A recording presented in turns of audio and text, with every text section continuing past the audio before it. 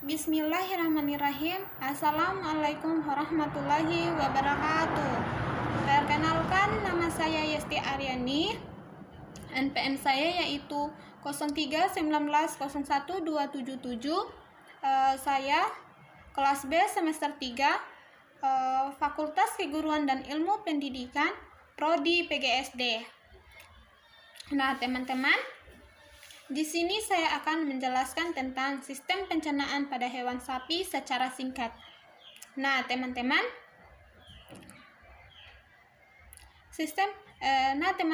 hewan sapi termasuk hewan ruminansia.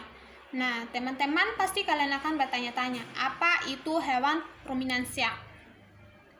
Hewan ruminansia adalah hewan pemama biak, pemakan tumbuhan atau herbivora. Contoh hewan ruminansia adalah rusa, domba, kambing, dan kijang serta sapi. Nah, teman-teman, kalian bisa lihat gambar di samping saya tentang sistem pencernaan pada hewan ruminansia sapi.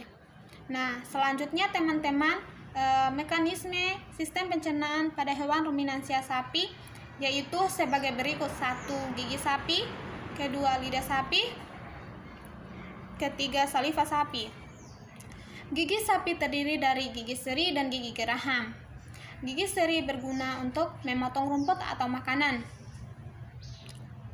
sedangkan gigi geraham berguna untuk mengunyah makanan. 2. Lidah sapi. Lidah sapi berguna untuk merengut makanan dan mendorong makanan yang sudah dikunyah menuju lambung. 3. Saliva sapi. Saliva sapi merupakan cairan atau enzim khusus yang dihasilkan kelenjar khusus pada sapi yang kemudian akan disalurkan menuju rongga mulut.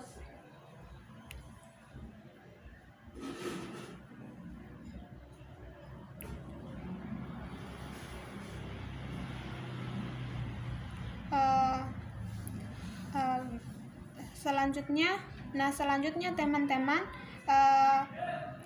sistem pencernaan pada hewan ruminansia sapi terdapat 5 organ pencernaan yang berperan dalam proses pencernaan makanan pada tubuh hewan ruminansia sapi beserta fungsinya. 1. Rongga mulut. Rongga mulut berfungsi sebagai tempat masuknya makanan atau dimulainya proses pencernaan. 2. Esofagus. Esofagus berfungsi sebagai jalur penghubung antara rongga mulut dengan lambung. 3. Lambung. Lambung berfungsi dalam proses pembusukan makanan dan menghasilkan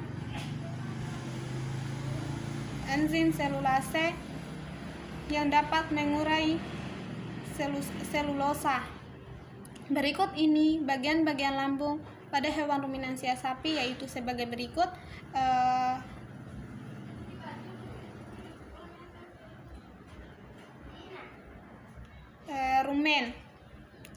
Rumen atau perut besar, yaitu rumen atau perut besar berfungsi sebagai tempat penyimpanan sementara makanan yang sudah ditelan dan membantu menguraikan makanan. Retikulum atau perut jala berfungsi sebagai tempat mencampur makanan hingga menjadi gumpalan-gumpalan kasar. Omasum atau perut buku berfungsi sebagai tempat proses menghaluskan makanan secara kimiawi dan menghasilkan kelenjar enzim yang menghasilkan kelenjar enzim dan mengurangi kadar air. Abomosum atau perut masam berfungsi sebagai mencerna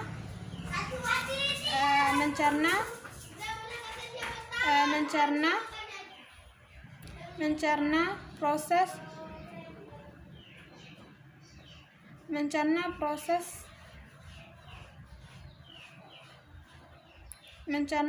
gumpalan makanan melalui enzim dan asam klorida.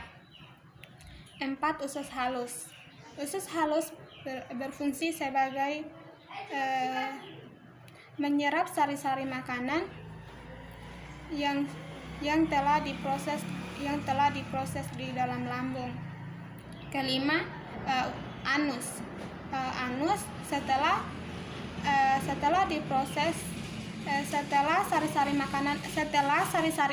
anus, baik teman-teman, saya ulang, 5 anus setelah sari-sari makanan diserap oleh usus halus,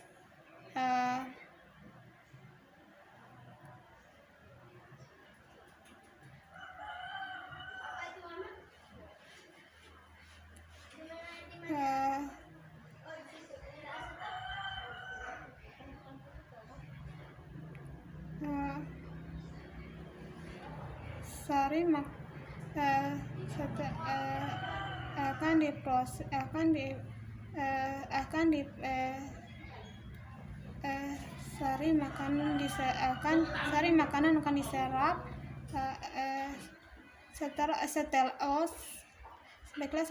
baiklah saya ulang teman-teman.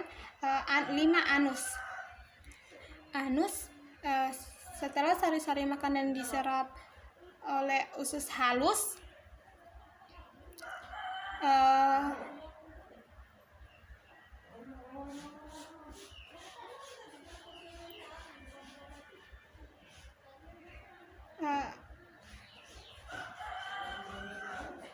setelah proses